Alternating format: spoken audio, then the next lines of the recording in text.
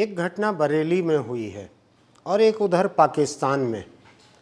अब इन दोनों का क्या कोई रिश्ता हो सकता है, इसको देखने समझने की ज़रूरत है। पहले पाकिस्तान का जिक्र करते हैं।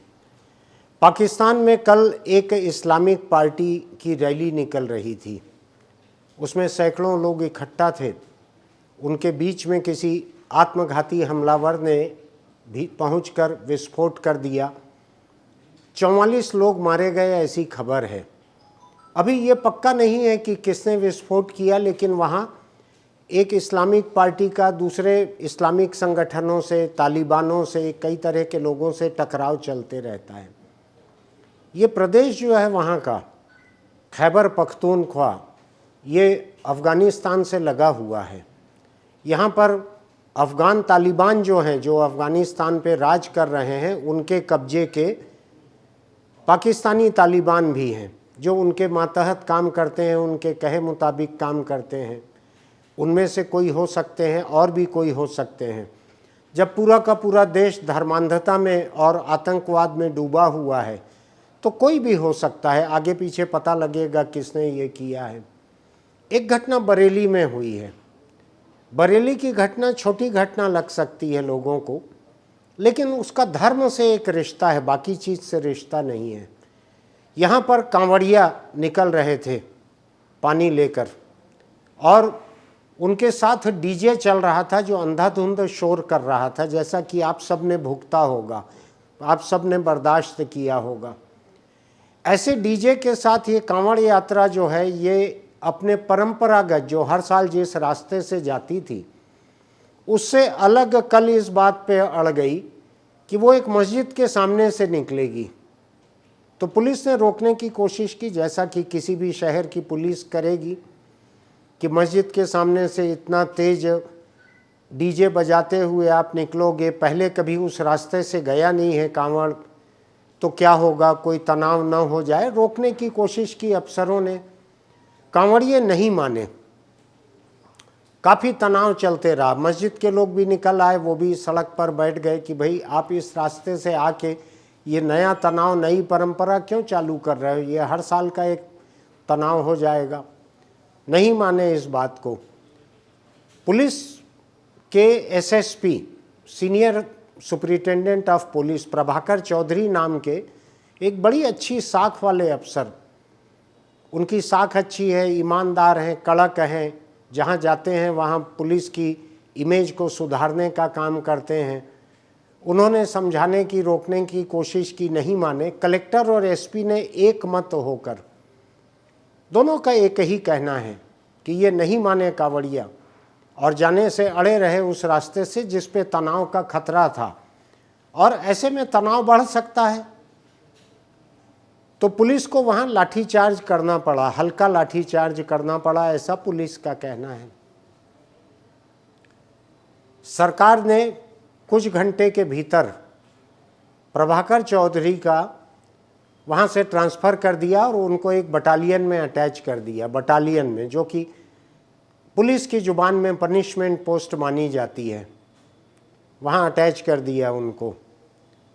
उस इलाके का, थाने इलाके का जो थानेदार था, थाना इंचार्ज था, उसको सस्पेंड कर दिया गया तुरंत। आईपीएस को सस्पेंड करना शायद उतना आसान नहीं लगा होगा, क्योंकि कलेक्टर भी साथ खड़ा था। कलेक्टर भी वही बात कह रहा था जो एसपी कह रहा था। अब हुआ ये इसके बाद में कि जब खबर उसकी निकल कर आई कि प्रभाकर चौधरी हैं कौन, तो पता लगा कि 2010 बैच के आईपीएस हैं। इनका वहाँ पर अभी 13 साल की नौकरी इनकी हो रही है। इस 13 साल में 21 बार ट्रांसफ़र हो गया है। 13 साल में 21 बार वो 19 अलग अलग ज़िलों में रह चुके हैं। कुल एक ज़िले में उन्होंने 1 साल पूरा किया है। बाकी ज़िलों में 5 महीने, 6 महीने, 7 महीने में उनको हटा दिया जाता है, भेजा जाता है ज़िले में, लेकिन सरकार उनको पचा नहीं पाती है। एक काबिल, ईमानदार और कड़क अफसर, इसको सरकार पचा नहीं पाती है। ये केवल उत्तर प्रदेश की बात नहीं है, ये देश के अधिकतर राज्यों का ये हाल है। सिर्फ उत्तर प्रदेश को तोहमत देना ठीक नहीं है। और आज जैसा हिंदुत्व का माहौल चल रहा है उत्तर प्रदेश में, उसमें कांवड़ियों के ऊपर अगर लाठीचार्ज पुलिस का हुआ है और एसपी ने ये बयान दिया है कि इनके बीच में कुछ असामाजिक तत्व थे, कुछ लोग नशे में थे, कुछ लोग अवैध हथियार लिए हुए थे, तो ये बयान जो है ये तो सत्ता को बहुत चुभने वाला है, जो कि कांवड़ियों की सभी तरह की हरकत के साथ है। तो इसलिए एसपी को 13 साल की नौकरी में 21वां ट्रांसफ़र नसीब हो गया। मैंने इस हालत को समझने के लिए छत्तीसगढ़ के एक retired special DG R K. Vij, उनसे बात करने की कोशिश की। वो आईपीएस रहे हुए हैं, लंबा करियर उनका रहा है, स्पेशल डीजी होकर रिटायर हुए हैं और वो खुद ऐसी कुर्सी पर भी रहे जहां उन्होंने बहुत लोगों का ट्रांसफ़र भी किया है।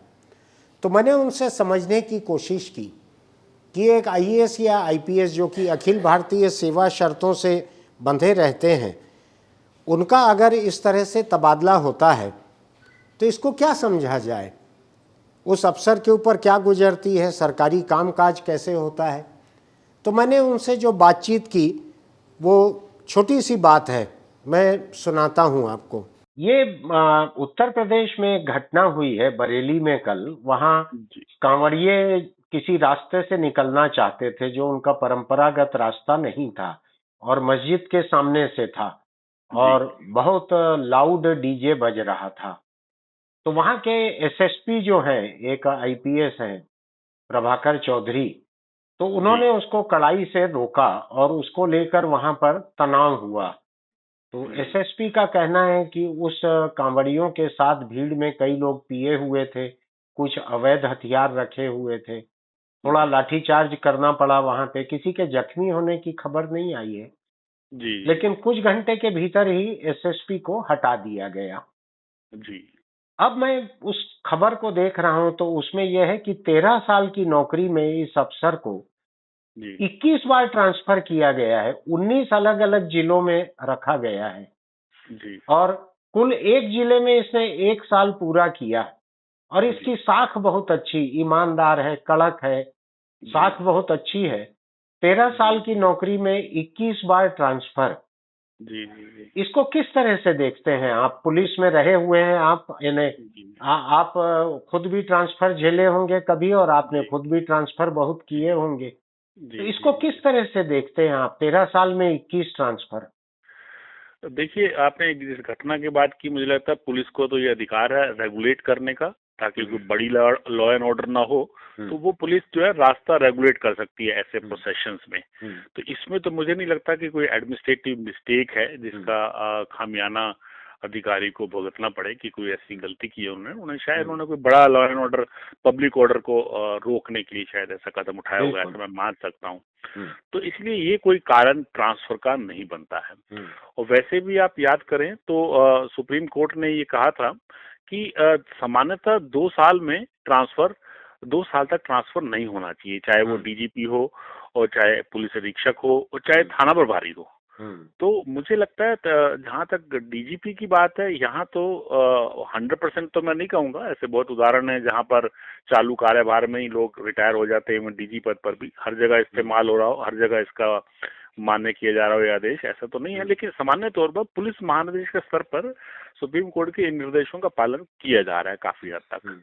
लेकिन जहां तक निचले स्तर हैं, पुलिस अधीक्षक हैं, और बड़ा सही है कि 5-6 महीने में आदमी जिले को समझता है, स्थिति को समझता है, क्राइम को समझता है, इससे पहले कि उसका नियंत्रण अपने हाथ में ले ट्रांसफर हो जाना, वो सही तो नहीं कहा जा सकता। क्योंकि इसमें सुप्रीम कोर्ट ने ये भी कहा है साथ में, हटाना तभी है अगर हटा रहे तो कोई कारण होना चाहिए। ऐसा नहीं कि एब्सोल्युटली नहीं हटाया जा सकता, हटाया जा सकता है, लेकिन कोई कारण होना चाहिए, ऐसा होना चाहिए जो गलती की हो, जो मिसकंडक्ट हो, तो आप ताकि कार्रवाई कर सकें उसके खिलाफ अगर उसने गलती की है। अगर कोई गलती नहीं है, कोई त्रुटि नहीं है, कोई मिसकंडक्ट नहीं है, तो हटाना मुझे लगता है ये जो एडमिनिस्ट्रेटिव जो ये आदेश हैं, मुझे लगता है वो उल्लंघन भी है और ये अधिकारी के लिए सही भी नहीं है काम करने के लिए। तो इसको नहीं होना चाहिए। थाना प्रभारी अधिकारियों पर, थाने स्तर पर तो मैं समझता हूँ और जल्दी ट्रांसफर होता है, जो सही नहीं है। इस पे कहीं ना कहीं रोक लगनी चाहिए।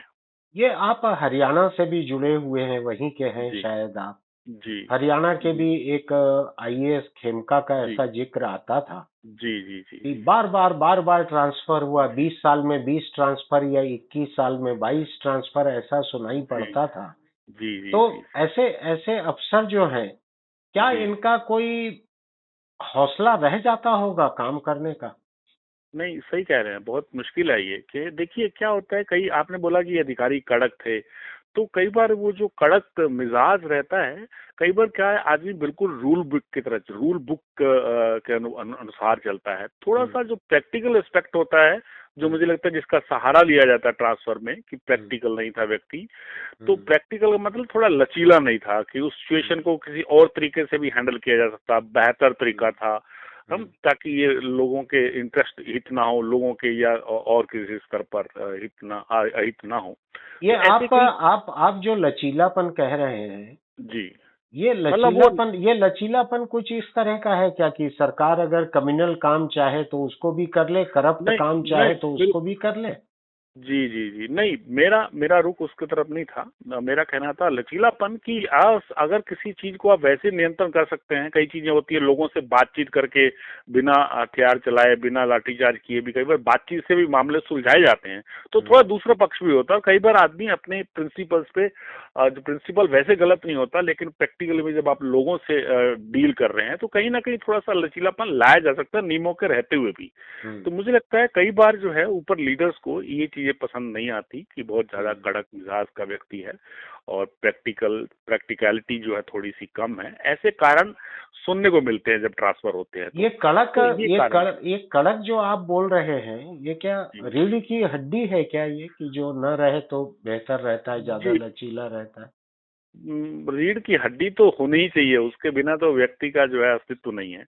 बिना रीढ़ की हड्डी के व्यक्ति तो आप समझ सकते हैं। अच्छा, मैं मुझको लगा केवल कि आप बिना प्रैक्टिकल बिना स्पाइन का लचीलापन बोल रहे हैं। नहीं नहीं, मैं केवल प्रैक्टिकल व्यू, थोड़ा सा पब्लिक से डीलिंग वाला, केवल थोड़ा सा इशारा उधर था मेरा। अदरवाइज अच्छा। तो नियम कानून के हिसाब से ही अधिकारी को काम करना ही चाहिए, और हाँ। ऐसे ट्रांसफर ठीक नहीं है, जैसे मैंने आपको पहले कहा। अभी आपने सुना कि आर के विज रिटायर्ड आईपीएस हैं, उनका क्या कहना है इस बारे में?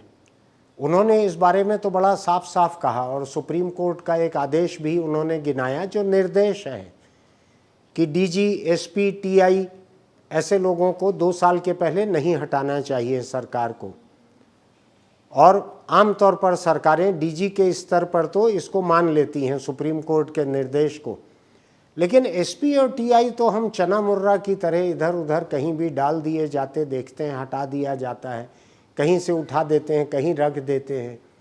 ऐसा हम देखते हैं, चारों तरफ दिखता है ऐसा ही एक आईपीएस के साथ उत्तर प्रदेश में प्रभाकर चौधरी के साथ अभी हुआ है। हमने विज साहब से हरियाणा के खेमका की भी बात की, जो आईएएस वहाँ के थे, शायद रिटायर हो गए अभी। उनका भी ऐसे ही हर साल ट्रांसफ़र हो जाता था उनका, 20 साल में 22 ट्रांसफ़र या इस तरह से, और छांट छांट के ऐसी जगह जहाँ कोई काम न रहे ऐसी कुर्सी पे उनको भेजा जाता था। तो अब ये विज साहब एक लचीलेपन की बात कर रहे थे, वो बात थोड़ा अटपटी लगी, तो हमने दखल देकर उनसे उसका साफ साफ उनका बयान लिया कि भाई वो कैसे लचीलेपन की बात कर रहे हैं अफसरों में। अब आज सवाल ये उठता है कि इस देश में देश के पहले गृह मंत्री सरदार वल्लभ भाई पटेल ने जिस एक आयरन स्ट्रक्चर को बनाया था, आईएएस आईपीएस लोगों का एक आयरन स्ट्रक्चर, ये वही पटेल है। अगर आपको याद होगा तो नरेंद्र मोदी की सरकार ने, योगी भी उसी पार्टी में है, योगी और मोदी इनकी जो पार्टी है, इस पार्टी की सरकार ने गुजरात में उनकी कुछ 330 फीट ऊंची है ऐसी कोई प्रतिमा बनाई है, जो दुनिया की सबसे बड़ी प्रतिमा है। उसी प्रतिमा वाले पटेल की मैं बात कह रहा हूँ, वल्लभ भाई पटेल की, जिनको सरदार भी कहते थे लोग मोहब्बत से। उन्होंने आयरन स्ट्रक्चर बनाया था ऑल इंडिया सर्विसेज का, कि ऐसी सर्विस जो है, इसके लोग जब प्रदेशों में जाएंगे, अलग अलग प्रदेश उनको आवंटित होंगे, तो वहाँ उनको एक हिफाजत रहे केंद्र सरकार की, कि राज्य सरकारें अपने संकुचित स्वार्थ, बहुत ही तंग नज़रिए से, तंग दिल से उनको परेशान न कर सकें, इसलिए उनको एक किस्म की अखिल भारतीय हिफाजत केंद्र सरकार ने मुहैया कराई थी। ये वही सर्विसेज हैं आज जिनकी ये बदहाली हो गई है आईएएस और आईपीएस की। कुछ नेताओं ने की है, कुछ अफसरों ने खुद ने की है। बहुत सारी जगहों पे हम देखते हैं कि ये दोनों गिरोहबंदी करके, यानी कई जगहों पे आईएएस आईपीएस अफसर अपने को हाँकने वाले नेताओं के साथ में ठीक उसी अंदाज में काम करते हैं जैसे गब्बर के मातहत कालिया और सांबा काम करते थे। उसी अंदाज में काम करते हैं अफसर। कई जगह ईमानदार रहते हैं तो उनको भुगतना पड़ता है। सवाल ये उठता है कि ये ऑल इंडिया सर्विसेज जो हैं, इनको क्या हिफाजत आज रह गई है, या इनकी क्या साख आज रह गई है? अगर इनके लोग लगातार पूरे देश में भ्रष्टाचार कर रहे हैं, मनमानी कर रहे हैं, सैकड़ों करोड़ की संपत्ति बना रहे हैं, तो इनकी कोई इज्जत क्यों की जाए, इनकी इज्जत क्यों रहे, कैसे रहे, ये सवाल उठता है। लेकिन अब आपको लगेगा पाकिस्तान से मैंने इसका क्या रिश्ता जोड़ा है। पाकिस्तान में धर्म को कानून से ऊपर मानकर जो रखा गया, देश को इस्लामिक राष्ट्र बना दिया गया, जिसकी कि मांग हिंदुस्तान में भी बहुत हो रही है कि यहाँ हिंदू राष्ट्र बनाया जाए। बड़ी मांग हो रही है यहाँ पर। बहुत सारे प्रवचनकर्ता जो कथावाचक हैं, जो चमत्कार दिखाते हैं, जो पर्चा लिखते हैं, जो कुछ करते हैं, ऐसे कई लोग भी माइक पर बोलते हैं कि ये हिंदू राष्ट्र बनना चाहिए। बहुत सारे सांसद तो खुल के बोलते हैं, बहुत सारे नेता मंत्री बोलते हैं कि हिंदू राष्ट्र बनना चाहिए। जब कानून से ऊपर धर्म हो जाता है, जब संविधान से ऊपर धर्म हो जाता है, तो उस देश का क्या हाल होता है, इसकी एक बहुत शानदार मिसाल आज पाकिस्तान है। आज पाकिस्तान में कानून किनारे रह गया। आज वहाँ अगर किसी के बारे में ये अफवाह उड़ जाए कि इसने खुदा की, मोहम्मद पैगंबर की शान में गुस्ताखी की है, तो भीड़ उसको पुलिस से छीनकर उसको मार डालती है, टुकड़े टुकड़े कर देती है। उसके ऊपर कोई रोक नहीं है। वहाँ पर भीड़ की मानसिकता वहाँ इतनी हावी हो गई है मजहब को लेकर, कानून पर और संविधान पर, कि वहाँ कोई कानून और संविधान बचा नहीं है। धर्म के बाद अगर कोई गुंजाइश है तो उसमें कोई कानून कहीं सिर उठा ले तो उठा ले, ऐसी हालत है। क्या हिंदुस्तान को हम उसी तरफ ले जाना चाहते हैं, हिंदू राष्ट्र बनाकर? क्या हम हिंदुस्तान को एक हिंदू पाकिस्तान बनाना चाहते हैं? मैं याद दिलाना चाहता हूं कि अभी कुछ हफ्ते पहले ही मैंने नेपाल के एक भूतपूर्व केंद्रीय मंत्री का बयान एक वीडियो रिकॉर्डिंग में देखा। वो कह रहे थे कि मैं इस बात को देखकर हैरान हूं कि हिंदुस्तान हिंदू राष्ट्र बनना चाहता है। लोग वहाँ के चाहते हैं, कुछ लोग वहाँ के चाहते हैं। नेपाल तो दुनिया का अकेला हिंदू राष्ट्र था और हमने बड़े मुश्किल से इसको धर्मनिरपेक्ष बनाया है। हिंदू राष्ट्र रहते हुए हम कभी तरक्की नहीं कर पाए थे। धर्मनिरपेक्ष होते हुए हमारे पास थोड़ी सी संभावना है। ये उस आदमी ने कहा जिस देश में अधिकतर लोग हिंदू हैं। वहाँ के केंद्रीय मंत्री जो रह चुके हैं उन्होंने कहा ये। आज हिंदुस्तान में अगर कोई ये सोचे कि आप एक हिंदू पाकिस्तान बनाकर यहाँ पर क्या हासिल करोगे, अगर राज्य का एक धर्म तय कर दिया जाएगा, देश का एक धर्म तय कर दिया जाएगा, तो उस धर्म की गुंडागर्दी ठीक वैसी ही बढ़ेगी जैसी पाकिस्तान में आज इस्लामी संगठन कर रहे हैं। तो मैंने इन दो बातों को एक साथ इसलिए रखा कि लोकतंत्र एक बहुत मुश्किल से विकसित की हुई व्यवस्था है। ये सभ्यता का सबूत है लोकतंत्र, और इस सबूत को इतनी आसानी से ख़त्म नहीं करना चाहिए। आपकी धार्मिक आस्था आप अपने घर में रखिए, अपने मन में रखिए। आप सड़क के ऊपर उत्पात करने के लिए अगर उसका इस्तेमाल करेंगे तो कई धर्मों के ऐसे जुलूस निकलते हैं, कई धर्मों की शोभा यात्रा निकलती है, रास्ते में कई दूसरे धर्मों के उपासना स्थल पड़ते हैं। तो क्या देश की सरकार, पुलिस, प्रदेश, वहाँ का शहर क्या इसी तनाव में झोंक दे अपने आप को? क्या इस देश में यही एक मुद्दा रह गया है? लोगों के पास खाने पीने को मुश्किल पड़ रहा है, मजदूरों के पास काम नहीं है, फेरी वाले बेरोजगार होकर रो रहे हैं, लोग उनके वीडियो देखकर रो रहे हैं, ऐसे रो रहे हैं फेरी वाले। क्या इन सब को छोड़कर आज धर्म जो है उसका सार्वजनिक रूप इतना हमलावर, इतना आक्रामक, क्या ये लोकतंत्र बर्दाश्त कर पाएगा, या इस लोकतंत्र की सारी संभावनाओं को हम धर्म के नाम पर झोंक देना चाहते हैं? सोचिएगा इस बात को कि आपकी ज़िंदगी में धर्म की कितनी अहमियत रहनी चाहिए, कितनी जगह रहनी चाहिए। सार्वजनिक जगहों की ज़िंदगी जो है वो तरक्की के लिए है, आगे बढ़ने के लिए है, काम करने के लिए है। वो जगहें आने जाने के लिए है, पढ़ने के लिए है। क्या हम सबको बंद करके केवल धर्म को वहाँ रखना चाहते हैं? एक बात जान लीजिएगा, कोई मंदिर आपको एक दिन प्रसाद दे सकता है, हफ्ते में 2 दिन एक टुकड़ा नारियल का दे देगा। जो लोग आज भंडारा लगाते हैं या दूसरे धर्म स्थल पर लंगर लगाते हैं, ये 365 दिन नहीं मिलेगा खाना आपको। देश को अगर खाना है तो उसको कमाना होगा, उसको मेहनत करनी होगी।